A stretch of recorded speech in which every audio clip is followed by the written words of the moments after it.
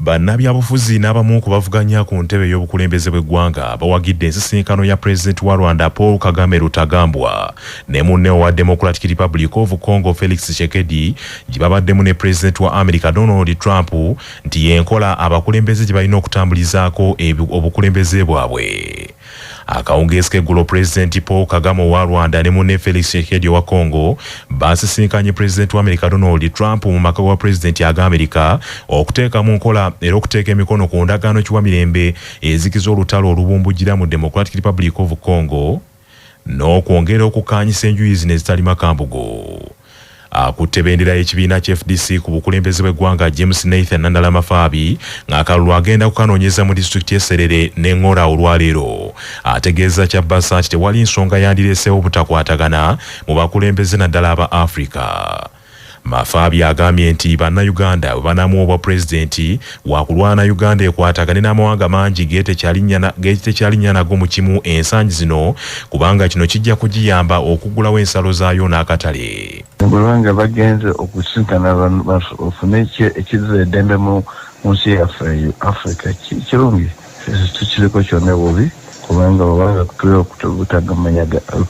twakatagananya tulabesiya tulina okukwatagana tulabete Africa ekula kubanga ekikulu kyaffe kya Africa obwavu butuli bubi n'enkulaakulana.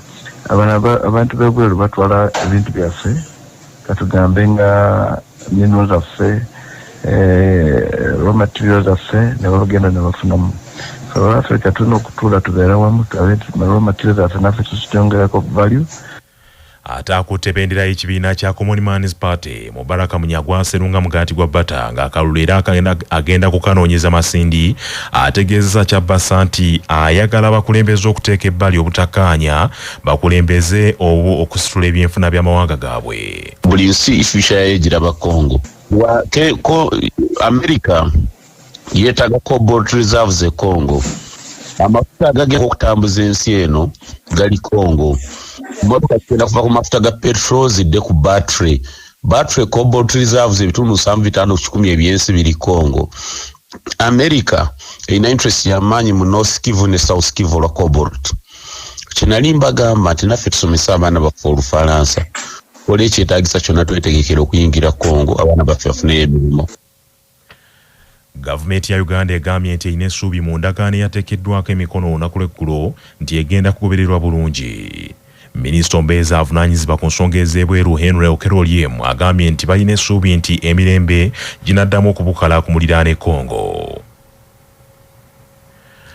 Abalala okuli akutte bendera y'ekibiina kya Alliance for National Transformation munnamagye aganyuka Major General Girigori Mugisha Muntu-Oyera agenze Koboko ne Malacha Frank Buliira awumuddemu.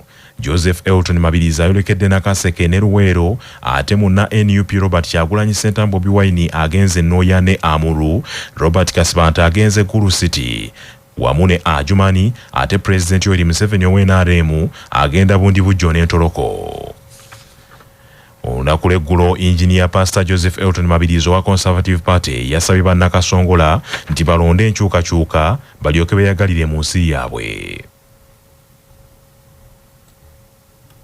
Ey'enguudo tewali ekiguudo tulabye enguudo eziwerako okulaba bwe tutuuka ezzengebe ku Kidyeri okugamba nti oyite eri ogende e Rwampala ng'amakubo mabi nnyo ebikubo biringa ebiyitamu ente ate era bwe kiri kubanga wamu tulemereddwa batuukako wano ne tugezaako amakubo ga mirundi ebiri paka lwe tutuuse wano naye era nga mukyali eno mukyagamba nti twebaka bwebasi mu kifo ky'okuyimukiramu enkola ekyuke tulabe nga waliwo okwenunula n'okutereera. Mu lipooti nze nkiwulidde baabagoba ku nnyanja obwavu bulinga obwavu tekyali bantu bakolayo emirimu gibaweddeko.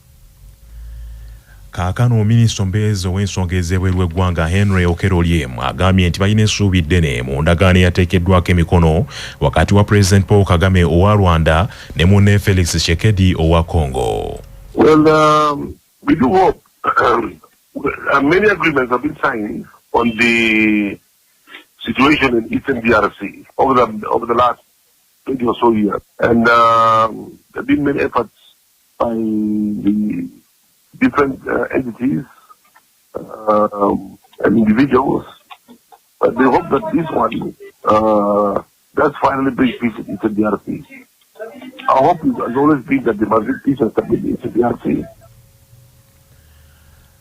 Poliisi e Masaka enoonyereza ku nfa y'abaana babiri abafiiridde mu muliro ogukutte ennyumba mwe badde basula nga bazadde baabwe bagenze okukima endagamuntu era Akaayi. Omwogezi wa poliisi e Masaka Twakasirye ategeeza Kyabasa nti omuliro guno ogukutte ennyumba ebadde ya ssubi ku kyalo Nyakalinzi mu Kitanda Town Council mu disitulikiti era Akaayi nga bazadde b'abaana bano Donoziyo ne Nayebale Consolata babadde bagenze okunoona endagamuntu empya.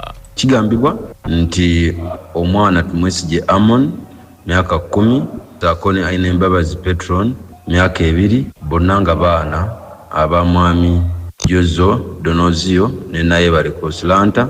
Bano bwe bagenze maaso ne babeera nga abaana abo bafiira mu nnyumba oluvannyuma lw'omuliro okukwata ennyumba eno ey'essubi era bwe bati abaana bano ne batokomoka. Kigambibwa bazadde b'abaana bano babadde bagenze okulaba nga bafuna endagamuntu zino empya. Kunoonyeza kwaffe ne kutandika era emirambo gyabwe gijjiddwawo ne gitwalibwa mu ggwanika ekkulu era Akaayi ng'okunoonyeza okugenda mu maaso. Kiviiriddeko omuliro tekinnamanyika naye nga kibi nnyo era kitalo ddala.